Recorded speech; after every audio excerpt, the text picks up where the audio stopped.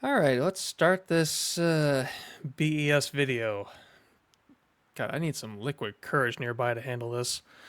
Uh, I have a serious love-hate relationship with BES, and it all stems from the card Boss Rush because it truly feels like you're playing with an archetype that feels like you're in control of a gigantic armada of ships, ready to go at any moment at a tiny protagonist, and it feels wonderful.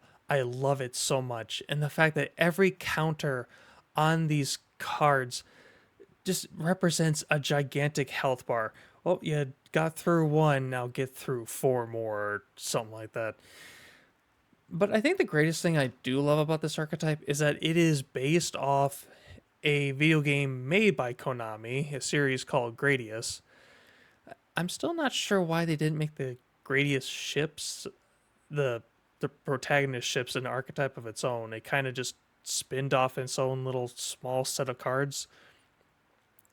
But what I do know is that I'm glad that Konami made an archetype based off a video game, and that's about it.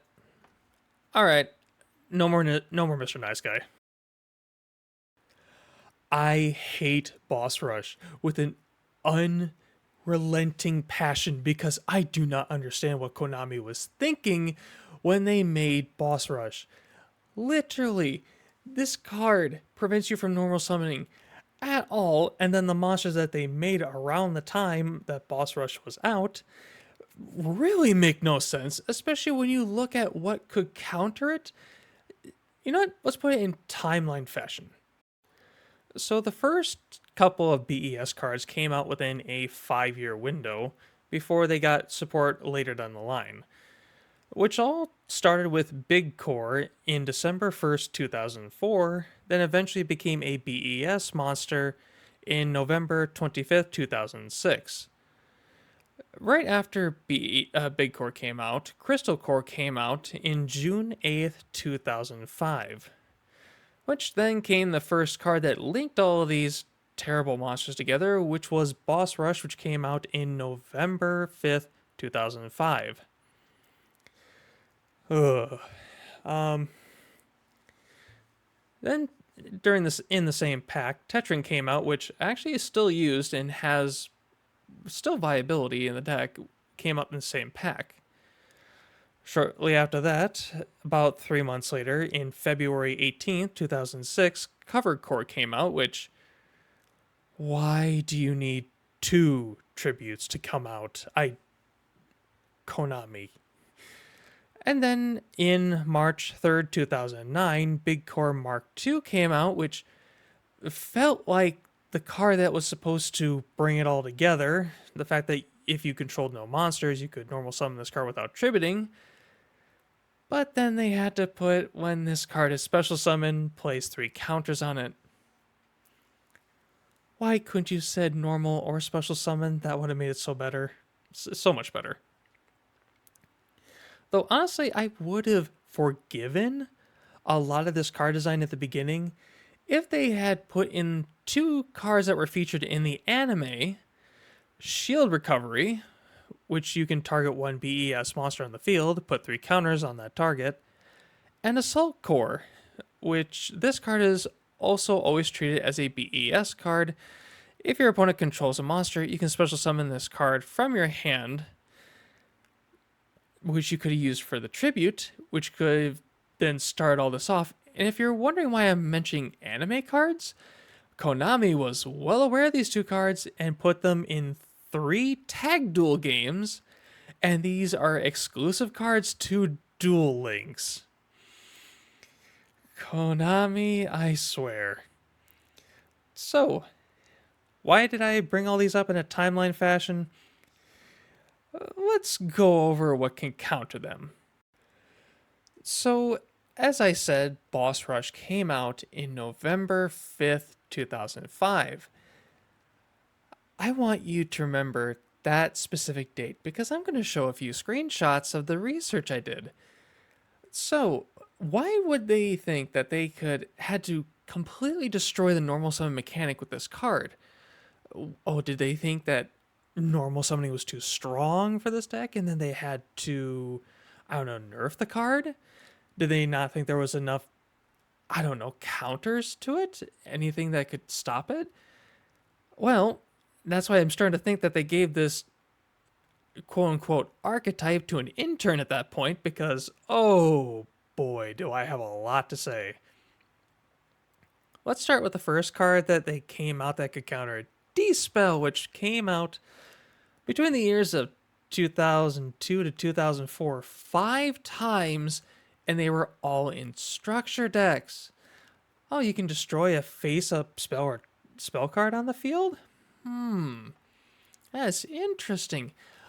Okay, well, surely that can't. That's the only thing. No, no, no, no, no. Let's go over the next card, Breaker the Magical Warrior, which came out 3 times before Boss Rush came out.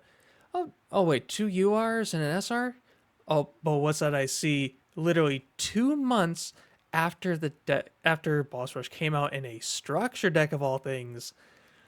Oh, so basically you had 4 attempts to get that card. Oh, what's that on the horizon? MST. Oh, let's go over what Konami's very known for. Questionable card design, uh, releasing archetypal support in packs way out in the future. Oh yes, I forgot their aggressive reprint policy. Let's see, how many times did they print MST before? Oh my. That is 9 times before Boss Rush came out. And 7 of them were in structure decks. Oh wait, no, 2 are star decks. But that doesn't matter.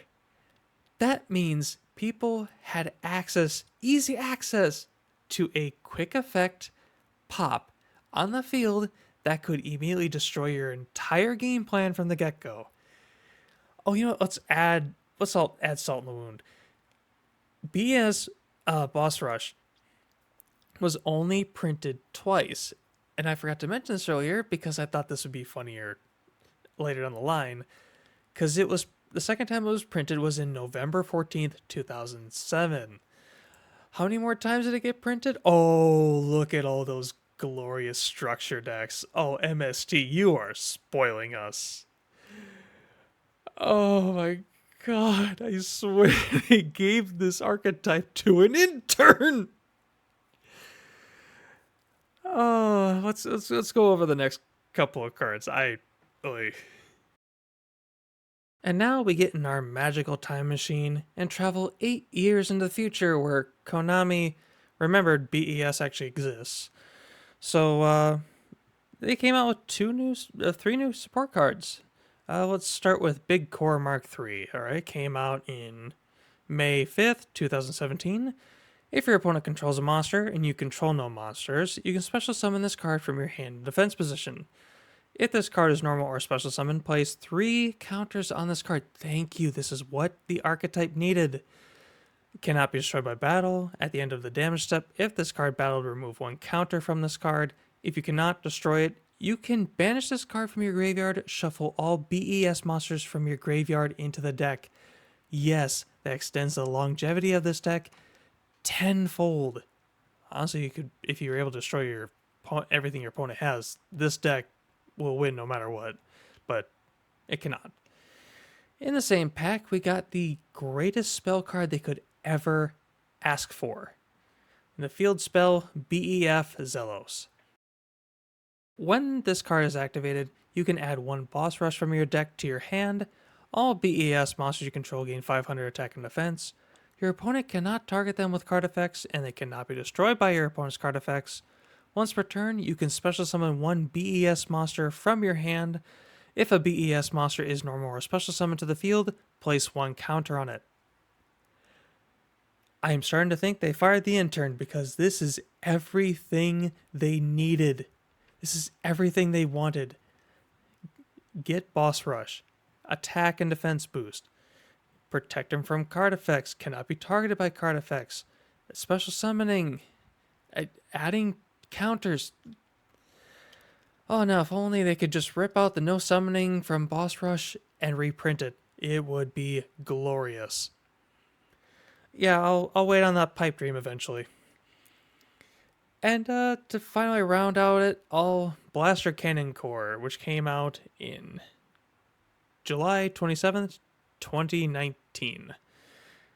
If your opponent controls more monsters than you do, you can special summon this card from your hand. You can only special summon B.E.S. Blaster Cannon Core once per turn this way. If this card is normal or special summon, place 3 counters on the card. Cannot be destroyed by battle at the end of the damage step. If this card is battled, remove 1 counter from this card if you cannot destroy it. Really? No extra effect? Okay. I mean, it's support and it gains counters, I guess. It's an improvement, but this deck still dies to mass pops of the back row. A Harpy's Feather Duster or 1 to 2 back row pop, and it's done. This deck dies. It's not even funny. What is funny is that Konami somehow thought Blaster Cannon Core and Master Duel should have been a UR, and Big Core Mark III should have been an SR. I still don't get it. I still don't understand this, because this deck doesn't care about defense stats. Blaster Cannon Core has a defense stat of 3,000. Who cares? It just sits there and does nothing because, at the end of the day, it removes tokens when it's attacked. Your opponent could have a beat stick of 5,000 attack, and it wouldn't matter whether it had 1,400 defense or 3,000 defense. That's why Big Core Mark III, even though it has a slightly worse special summoning condition from the hand, has more attack and extend your plays if you're able to play the long game. Which, I don't get it. I don't get it.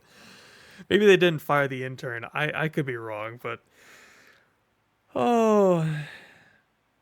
Okay. Let's round this out with the actual cards that I think could probably improve or fix the archetype.